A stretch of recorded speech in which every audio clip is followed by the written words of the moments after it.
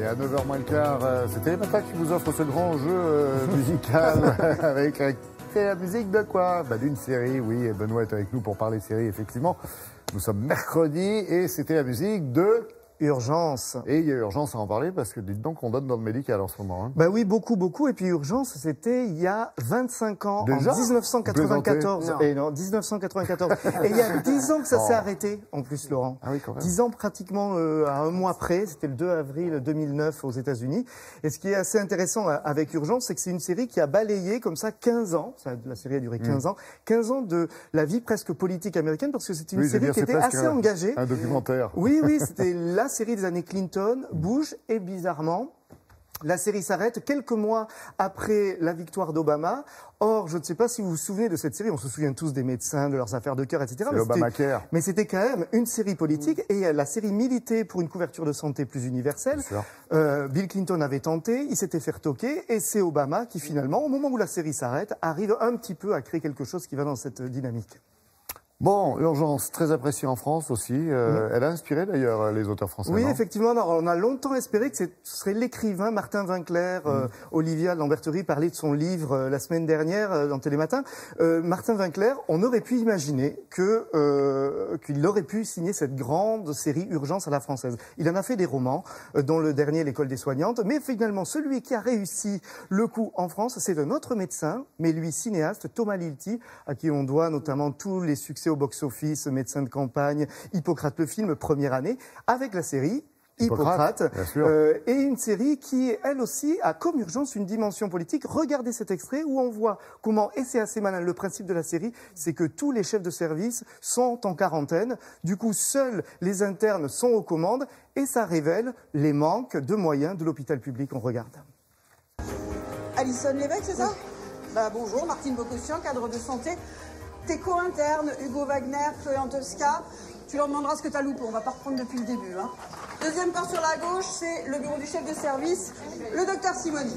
Sur votre droite, l'accès des urgences. L'hôpital, vous savez peut-être pas, c'est un ensemble de pavillons. Tous les pavillons sont reliés par des couloirs vitrés comme celui-ci. Des questions? Ils sont où les médecins?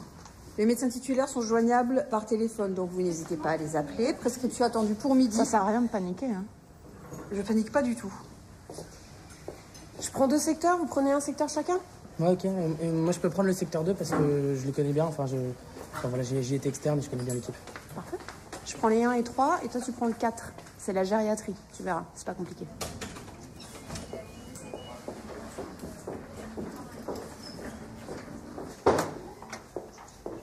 C'est quoi le problème avec les médecins? Il y a un patient qui est mort. Un méningocoque, bien vénère apparemment. Tous ceux qui ont été en contact restent chez eux et prennent un traitement préventif. Il y a tous les médecins de notre service, pas mal d'IDE, des aides-soignantes et 1 ou 2 personnes des urgences, si j'ai bien compris. Il y en a pour 24 heures. Tiens, regarde. Attends, ça c'est le numéro des médecins. Tiens, toi si t'as besoin, t'appelles l'entier là, ok? Ça marche. C'est le PH du secteur 4. Mais les patients doivent être bien flippés, là, non? Bah non, ils savent pas. Et c'est tant mieux d'ailleurs. Et oui, pour 24 heures, dit-il, c'est vrai que c'est le quotidien. Hein. Oui. Et puis, plus que 24 heures au final, quand vous allez voir la série qui sort en DVD. Oui, alors, donc on met l'hôpital, et on met en scène l'hôpital, mais le quotidien à l'hôpital, hein, c'est ça. Oui, c'est ça, c'est le quotidien à l'hôpital. Mais ce qui est intéressant aussi, c'est que les séries paramédicales s'intéressent aussi aux urgences. Et là, il y a une nouvelle série qui va arriver enfin sur M6, alors qu'elle est sortie il y a plus d'1 an aux États-Unis. C'est 911, 911. Et cette série raconte tout en fait, l'appel téléphonique, en fait, au service d'urgence, jusqu'à l'intervention des pompiers, des ambulanciers, des policiers. Et là, on rentre pas dans l'hôpital, mais c'est intéressant parce que ça permet de raconter autrement des cas d'urgence. Alors là, on est moins dans la dimension politique, on est plus dans la série avec fort taux d'adrénaline. On regarde la bande-annonce, vous allez voir.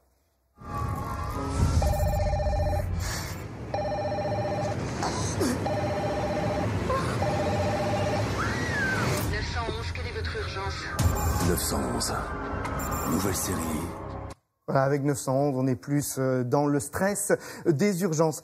C'est intéressant, cette série avait été diffusée pour la première fois au festival Sérimania qui va commencer dans 10 jours. Et cette saison, je vous signale que si vous aimez les séries médicales, il faut aller à Lille à Sérimania parce qu'il y aura Freddie Highmore, le Good Doctor, qui sera présent, Juliana Margulies, qui jouait l'épouse de Doug Ross, George Clooney dans Urgence, qui sera aussi présente dans le jury, et Thomas Lilti, le créateur d'Hippocrate. Et vous y serez pour nous raconter tout ça en direct, forcément, de Lille. Merci Benoît, je rappelle Hippocrate, effectivement, est disponible en DVD chez Studio Canal et 911 arrive sur M6 à la fin du mois, je crois. C'est ça. Merci beaucoup.